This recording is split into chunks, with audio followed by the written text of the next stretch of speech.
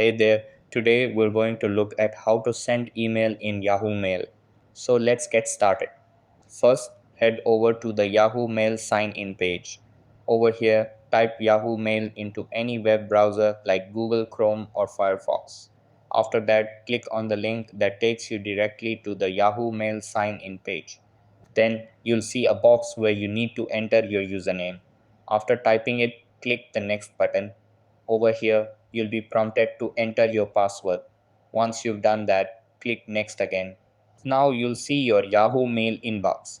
Over here, click the Compose button at the top left. Then a new window will open. After that, type the recipient's email address in the to field. If you want to send it to multiple people, separate their email addresses with commas. Then move to the subject line and type a short and clear title. Next, write your email in the large text box. You can format your text with bold, italics, or underline if needed. Once you're satisfied with your message, look for the send button and click it. And that wraps it up. Appreciate you watching. See you in the next.